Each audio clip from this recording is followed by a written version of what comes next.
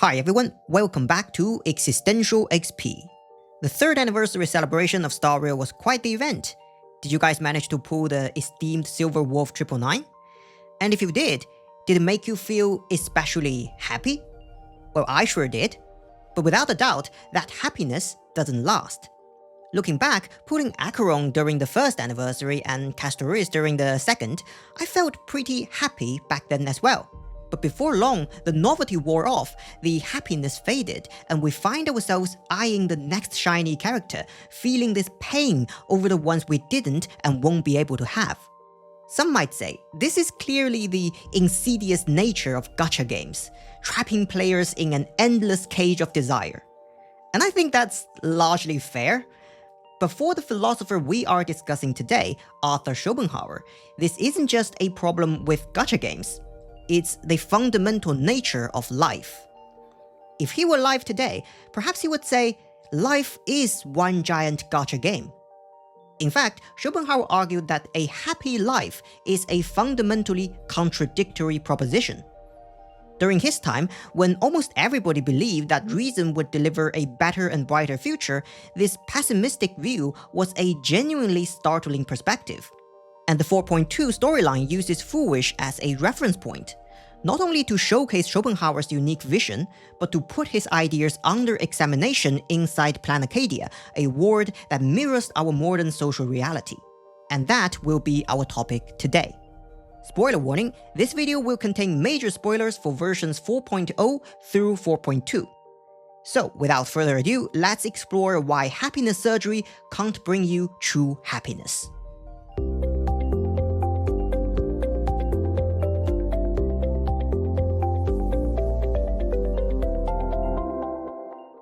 Let's start by reviewing your own life, outside of gacha games. And tell me whether this sounds familiar. You strive with everything you have toward a goal, believing that once you have it, you will finally be happy. With all that effort, you finally reach it, but happiness, if it comes at all, it's only fleeting. After buying an apartment, you want a house. After getting promoted to manager, you want to be the CEO. It seems we are always living in a state of perpetual lack. The satisfaction of desire is momentary, while the ache of desire is the baseline of life. This is Schopenhauer's diagnosis of life's essential nature. He calls it the will to life, or the will to live based on translation. It's a blind, insatiable drive that perpetually desires and suffers whenever that desire goes unfulfilled. The Research Society of Happy Smiles saw this image clearly, where all beings are suffering. You said it. I work myself to death for scraps, and my boss doesn't even notice. And those useless loudmouths online. They do nothing with their lives, yet constantly judge everyone else. The IPC is nothing but a nest of vampires! They're feeding off of us! Miss Fulwish, please tell us how to be happy! The Smile Society, building on this understanding, arrived at a bold insight. While suffering itself may be unavoidable, it still needs to be perceived to take effect. If you can't perceive suffering, then for all intents and purposes, it ceases to exist. This, in fact, shares a common ground with Buddhist thoughts. I often hear people call Schopenhauer the Western Buddhist, but I think that's a bit of an oversimplification. By the end of this analysis, you will see they have a clear divergence. Still, they do share this common foundation. There's this key concept in Buddhism called the Four Noble Truths. They deal precisely with the problem of suffering. To explain the four truths in the most simplified and concise way, they are dukkha, suffering exists everywhere; samudaya, suffering arises from cravings; nirodha, suffering can be extinguished; and magga, the path to extinguishing suffering. You could say the Smile Society recognized this general direction to save yourself from suffering. But instead of following the magga, the prescribed method of practice by Buddhism, they wanted a shortcut, physically removing the ability to feel suffering through the happiness surgery. From a Buddhist perspective, this is obviously the wrong approach, but it can equally be refuted within Schopenhauer's own framework. First, Schopenhauer would point out that the Smile Society commits a conceptual sleight of hand. They pursue happiness, but what they actually do is eliminate suffering. Embedded in this is an unspoken assumption that removing suffering equals gaining happiness. But Schopenhauer challenges this logic. It's true that suffering comes from unfulfilled desires, but when a desire is fulfilled, what does one feel? Happiness? Schopenhauer would say no. What follows fulfilled desire is boredom. And that boredom then drives the will to life to seek out new desires, re-entering the cycle. Thus, life swings like a pendulum between pain and boredom. In this framework, happiness is not the opposite of suffering. Boredom is. Happiness is merely a rapid transition from desire to satisfaction and from that to a fresh desire. That means, even if the happiness surgery entirely eliminated suffering, what would remain isn't happiness, just eternal boredom. And it's not just the happiness surgery. Fulwish's happiness syntax reflects the same distorted concept of happiness. Recognition. Deep within your heart, you desire everyone's gaze to be filled with adoration. The secret you use to seduce the audience is the very same thing you crave yourself, isn't it? Correct. Next comes victory. The first supplicant battle was merely a minor setback. Without a doubt, once the mask is back in your hands, you will conquer the entire Phantasmoon games with ease. That's it! That's exactly how it should be!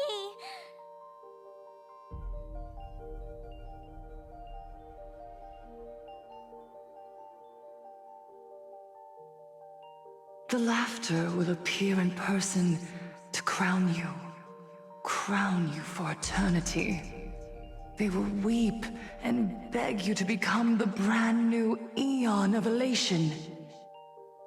And the end of all this is eternal fulfillment. It's so quiet. All that revelry is nothing but hollow noise, meant to fill the void before reaching this ultimate fulfillment. Come here, newborn god. Behold this world that belongs to you. It lies at your feet, submissive, humble, within your grasp. Jump down. Throw yourself at it. Embrace it.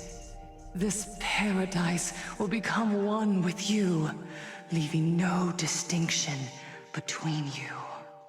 Fulwish's manipulation is conducted in 3 stages. First, she diagnoses Sparksy as craving recognition, the source of her desire, the root of her suffering. Then she presents victory, a triumph so complete that even an aeon grants recognition, the ultimate fulfillment of that desire, the end of suffering. Finally, she paints the picture of satisfaction once desire is fulfilled, luring Sparksy to jump.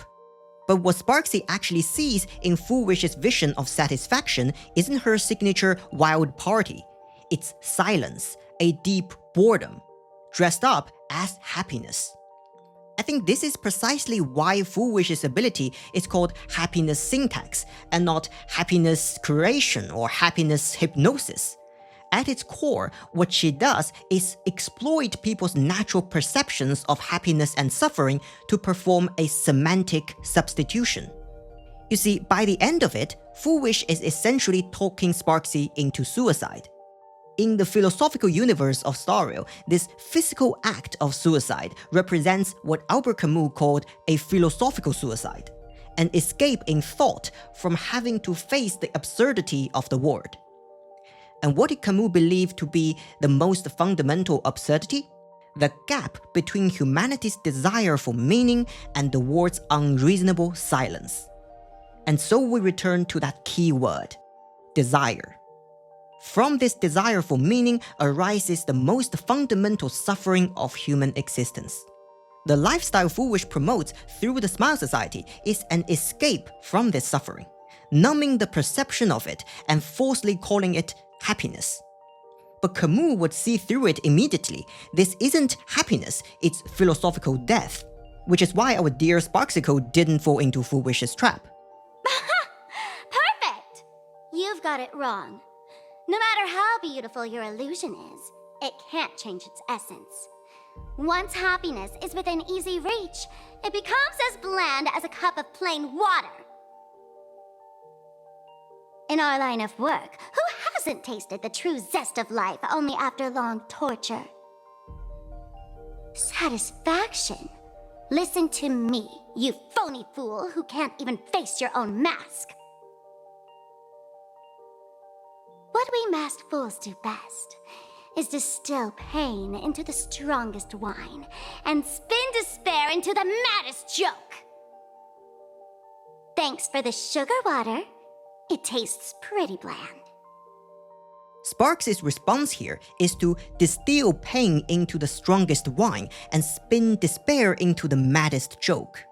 This is a phenomenal line. The first half is a tribute to Nietzsche's Dionysian spirit, Dionysus being the Greek god of wine. It is a stance to embrace suffering with passion, which leads to his iconic idea of amor fati. The second half is Camus' absurdism, meeting existence with a mocking laugh. Both Nietzsche and Camus developed upon Schopenhauer's thinking, though Nietzsche more directly than Camus, and they diverge in significant ways. But on the question of how to face suffering, they agree. When confronted with the suffering born from the absence of fundamental meaning, the path toward happiness is not to escape, but directly confronting that suffering. From there, the two philosophers part ways. Nietzsche pursues a path of creation of meaning, while Camus pursues a path of revolt within the absence of meaning. Sparksy combines both attitudes in one sentence, and in doing so, she delivers the most powerful refutation of the happiness syntax. Regardless of where philosophy went after Schopenhauer, regardless of whether happiness lies in the act of creation or resistance, it is absolutely not the lake without ripples described by the happiness promise of Seefeld. A lake without ripples is stagnant water that will only slowly rot. In other words, it's dead. Therefore, ironically, on the road toward happiness, the first thing required, as demanded by John the Savage in Huxley's Brave New World, is to cry out, "I claim the right to be unhappy." The world is truly full of wonders. This time, I used my tuning to defend the right to suffer. Beyond the conceptual sleight of hand, Schopenhauer would point out yet another, even more fundamental problem with the Smile Society's approach. It is in principle infeasible. As we've said, suffering is a key dimension of what we are as individual representations of the will to life. As long as the will to life persists, so does suffering. And we see this play out in the story. Even members of the Daybreak Squadron who have undergone happiness surgery still have tears. Only when an individual's entire will to life is completely extinguished, when they transform into a smiling flash, does the suffering finally stop. Strange. Even though our suffering was erased, why was I so scared just now? And why were there tears? Pain? What flavor of candy is that? I want more. Within Schopenhauer's framework, boredom is the opposite of suffering, while happiness is a derivative of suffering. So cutting out suffering not only fails to lead to happiness, it cuts out happiness right alongside it. Or more precisely, it hollows happiness out.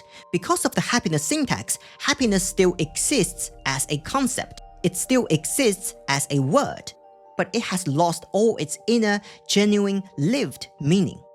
In a side quest, we encounter the ghost of Becquia, a recipient of happiness surgery. She uses a rotten orange to describe this kind of happiness. Completely hollowed out, but the outside still keeps the shape of happiness. True happiness, she says, is a few grains of sugar hidden among shards of glass. This doesn't mean suffering is the shards of glass and happiness is the sugar.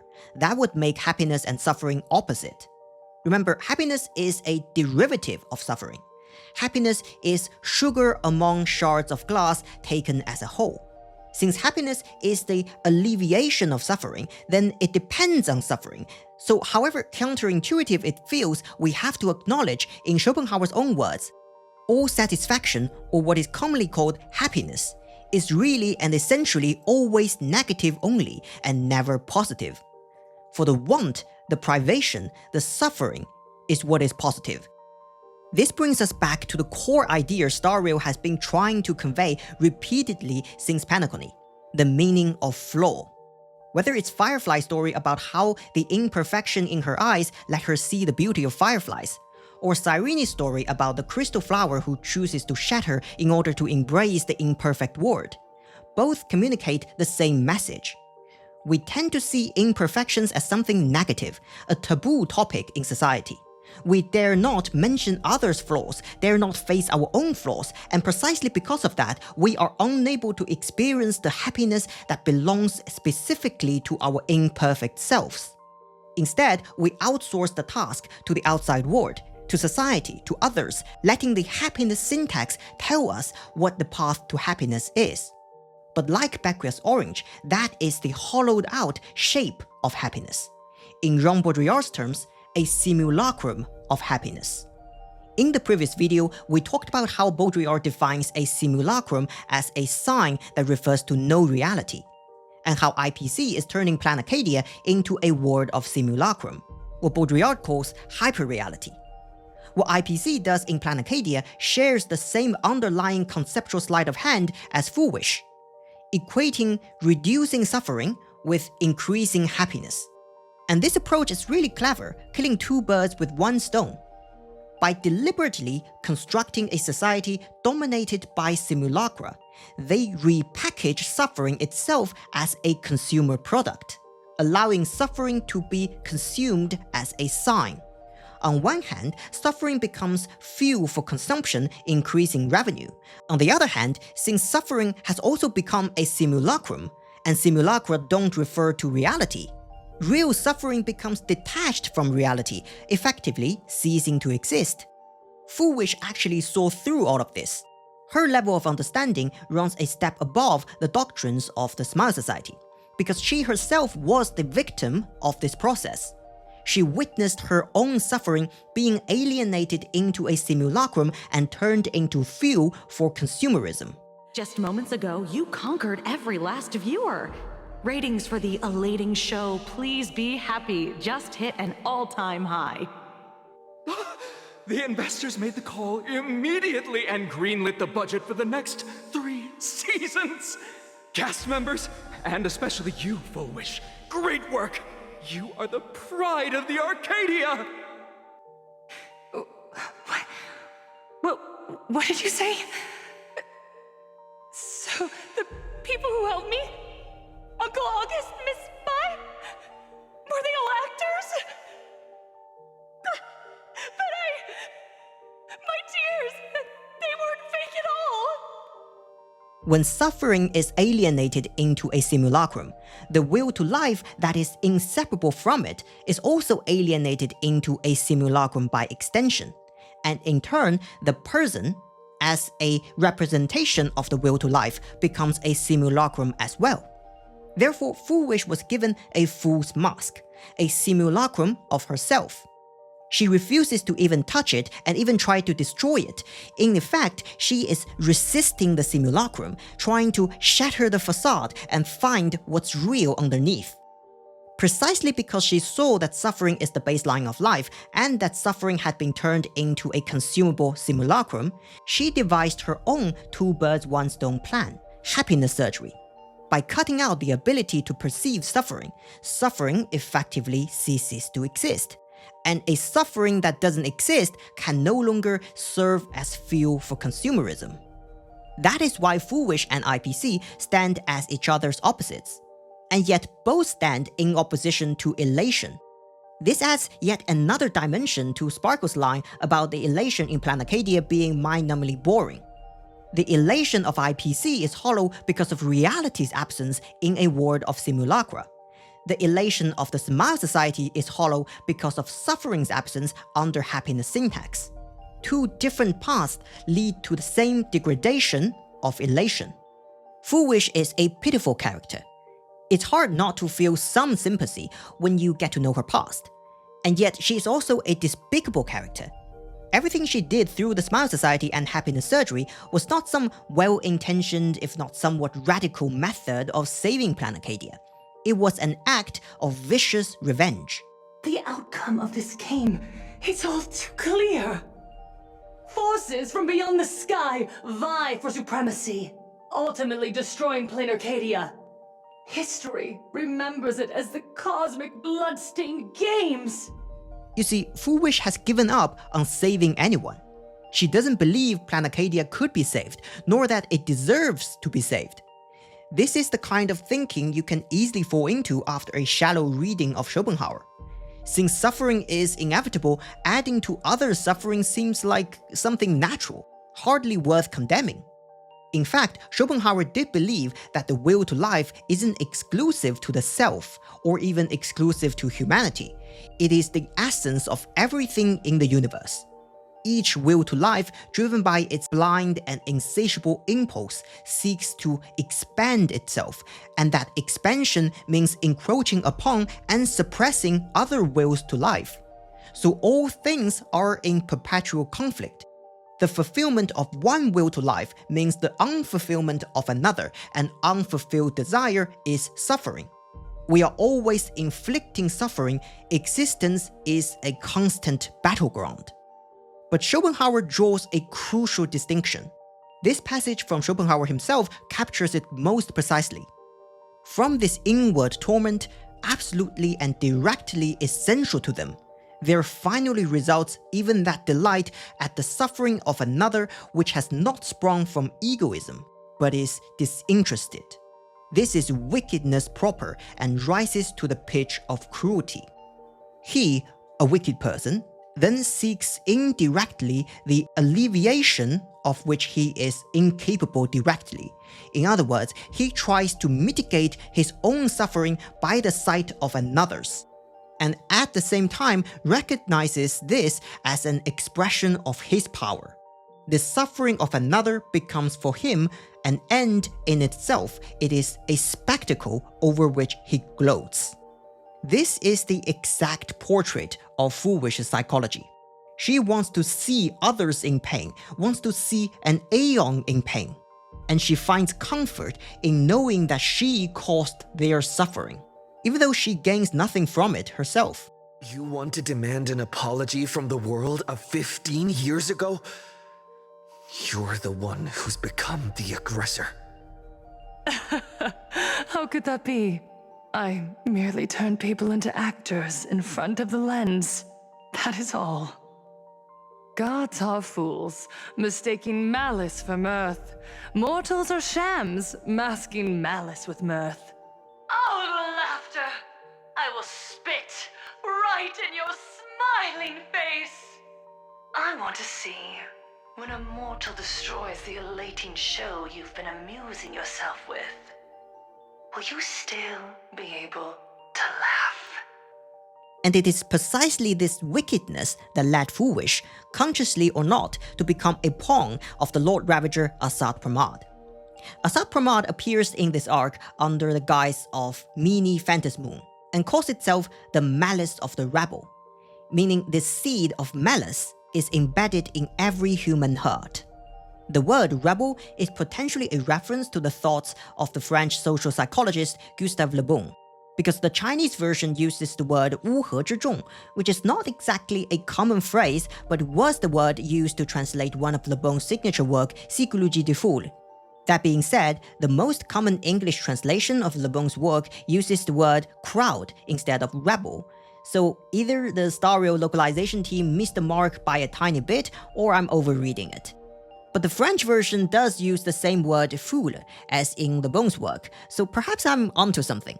Either way, Le Bon's framework is useful here. It explains how a society that clearly believes malice and wickedness to be negative traits can give rise to enormous acts of malice and wickedness. Within a crowd, each individual's share of malice becomes lighter, almost weightless. In the world of Simulacra that IPC constructed, malice too has been a simulation. It has no weight, no accountability, no consequences. The crowd can toss it around freely without any psychological burden, just like online harassment in real life, where everyone carelessly posts a few wicked words and forgets about them right after. Yet for the victim, that accumulated weightless malice quickly becomes the heaviest persecution imaginable. Innocent. The innocent people you speak of are willingly offering up their wish power to the enemy, driving you into a corner. I can see it clearly. Their support for Fulwish and their hostility toward you. It's all from the heart. So you must understand, everyone you save today could just as easily turn around and spit on someone else, or perhaps even you, tomorrow. On the path of elation, humor and cruelty hold equal strength. Fulwish bested you because she granted all living beings the right to mockery. Mocking you, her, even themselves, mocking everything disappointing about this Arcadia. As you can see, people have chosen the masks she offered. Remember, the mask of a masked fool is part of their self. Fulwish's mask, her self, is a part of her that is alienated by a world of simulacra. It's something she hates with every fiber of her being, and yet she chooses to hand that mask out to everyone, to make them suffer the same alienation. This is the wickedness Schopenhauer described. Fulwish absorbed the Schopenhauerian philosophical underpinnings of the abundance, but in Planarcadia, a petri dish mirroring our reality, it was warped and distorted, leading her down the wicked road of destruction. It is a cautionary tale for our real life. But none of this means Fulwish's path was some kind of philosophical inevitability. It does highlight, however, that Schopenhauer's prescribed remedy is genuinely difficult to put into practice in modern society. What Schopenhauer advocated was some kind of asceticism, transcending the cycle of suffering by negating the will to life itself. Worth noting, negating the will to life is subtly but radically different from negating life. In Schopenhauer's view, negating one's own life, the act of suicide in plain terms, is actually the greatest affirmation of the will to life. A person commits suicide not because they don't want to live, they simply don't want to live this life. They remain deeply caught in the act of wanting. They just can't bear the reality of unfulfilled desire. In Schopenhauer's words, the suicide wills life, and is dissatisfied merely with the conditions on which it has come to him.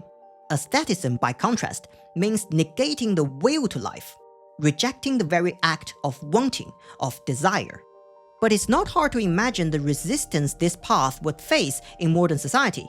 Reduced desire means reduced consumption, and that would shake the very foundation modern society rests upon. Fulwish once hid in the closet after the traumatic incident, but the consumer society would not leave her alone. Even by trickery, it will drag her into participation. We who are deeply embedded in modern life must find another way. Since Schopenhauer is sometimes called the Western Buddhist, let's look at what Buddhism actually offers on this front. This brings us to the other central character in the 4.2 story, Evanescia. Evanescia is a creation of Yaoshi, the abundance, but walking the path of elation. In the previous video, we noted that the abundance path has certain connections to Buddhism. Evanescia was once an elixir seeker, someone who, upon witnessing the suffering brought by life's finitude, sought a way to extinguish that suffering. She succeeded. She became a branch in Yao Shi's garden. She eliminated suffering, yet it's hard to call what she found happiness. Her eternal life was little more than that pendulum of pain and boredom locked permanently on the boredom side, until she encountered Aha the elation. Eons ago, in the Master of Immortality's mysterious garden, flora flourished with such intensity that they suffocated all other life. A meddler quietly infiltrated this place, plucking the most enchanting and luxuriant branch. The severed branch screamed in protest, for before she was gifted with eternal life, she was a divine envoy, leading her kin in search of the elixir of life. She was a beast of blind love and hatred, a sword dancer who devoured the crimson moon. So proud was she, never having known how to yield. The meddlesome god promised to enlighten her, to teach her to know true joy, and in the repeated cycles of the Phantasmoon games, the meddler did not break their promise. She once witnessed raging flames boil the seas dry, saw civilizations rise from the dust and wither back into it. She gazed upon the purest souls, burning away their brilliance, and stood silent as supreme evil reveled in blood upon the earth. Finally, amidst the love and hate of the insignificant, she gradually glimpsed the essence of fleeting life, the meaning of elation. Finally, she became me. Evanessia's description of her own journey after arriving in Planarcadia is laid out even more clearly in her character stories, showing us how she moved from the abundance toward elation. And this process also reflects the path later philosophers took beyond Schopenhauer's pessimism. Evanessia's true form is a tree. A tree draws nourishments from the soil, nourishment that ultimately derives from the death of other living beings. The vision she describes actually depicts her true self. A giant tree, eternally immortal even as its surroundings were devoured and reduced to nothing but piles of bleached bones. This is the will to life as Schopenhauer depicts it, a blind, self-perpetuating existence sustained by the endless deaths of other wills to life. When Aha transplanted Evanescia to Planarcadia, her state was very close to what Schopenhauer describes as one who has pierced the veil of Maya, meaning someone who has seen through all things as mere representations and thereby achieved a kind of metaphysical detachment. At first, the ancient tree in the hidden courtyard simply listened in solitude. It paid little mind. To it, these lives were but fleeting visitors who would wither and bloom in an instant, like raindrops returning to the soil. This is a classically Schopenhauerian metaphysical transcendence, viewing all beings as temporary manifestations of the will. At this stage, she didn't understand what is laughter, what is sorrow. Why do people sing? Why do people weep? Why do some leave and never return? In other words, she didn't understand existence. What allowed her to finally understand wasn't maintaining distance from existence, observing it from a cool, rational, scientific vantage, but finding a kind of resonance within herself. As it watched, a storm brewed deep inside it. At last, it came to understand laughter and tears, why people sang and wept, and why they could never return. If Schopenhauer represents the negation of the will to life, then Evanescia represents, in Hegel's terms, the negation of that negation. I'll fully acknowledge the irony of that sentence, given that Schopenhauer spent considerable time and energy to mock Hegel in the most devilish way. Though of course, Hegel himself didn't speak of the will to life. I'm borrowing only his dialectical framework. The negation of negation is not a simple return to the original affirmation. It's an elevation achieved through synthesis. Schopenhauer's path to liberation means seeing through individuality and finitude, and returning to some sort of undifferentiated eternity. Evanescia, by contrast, takes that transcendent insight with her and returns back into individuality and finitude, back into existence itself. Character stories 2 and 3 then show the relationship between existence and the existent at this new level. In story 2, Evanescia enjoys act arts, handheld games, cosplay and manga, while also falling into sorrow over the pain of the world around her. From a purely Schopenhauerian view, this is just being led by the nose by the desire machine that is the will to life. But Evanescia isn't chasing after anything. Her notes on life focus not on what existence has not given her, but on what it has given her. And she goes ahead to know existence and experience existence. More importantly, Evanescia is also not running away from anything. This is where she surpasses Schopenhauer. He advocated negating the will to life. And since in his view, all of existence is will to life, his philosophy ultimately points to a negation of existence, an attempt to flee from impermanent existence in order to preserve an eternal self. But Evanescia found the path of elation, and on that absurdist path, existence and self can coexist. Existence is impermanent, true, but so is the self. It is constantly being remade. That's why the character story says, the joy and sorrow, fear and dread she has touched, do they really drift away with the wind? Even before the moment of her perception, she has already been shaped by everything she has felt. At the same time, the relationship between existence and the existent isn't one of unidirectional shaping. Evanescia's role in the Phantasmoon games is that of an arbitrator, a figure who upholds order. So why didn't she follow the path of another order? The answer is in story 3. When rogue symbols ran amok and the world descended into chaos, Evanescia exercised her authority as arbitrator. A crimson blade flashes through the air, severing the symbols. Afterward, the severed symbols are then woven into a reborn language for future generations. The earth cracked open, mountains and valleys diminished into dust, and a sorrowful girl fell from the sky. She severed the rogue symbols not to restore the old language, but to give birth to a new language for future generations. This is an act of creation. She didn't deny the pain of existence, she acknowledged the sorrow and continued to participate in existence's ongoing creation. These two stories together paint a picture of how, on the absurdist path of elation, existence and the existent break through Schopenhauer's framework and find a way to coexist. The existent changes through experiencing existence, and then reshapes existence through creation. In doing so, the existent finds an alternative to Schopenhauer's withdrawal, because it has found its place within existence. In the final character story 4, Evanescia confronts a challenge from her former self. Why resist what you truly are? This question is fascinating. It has two layers.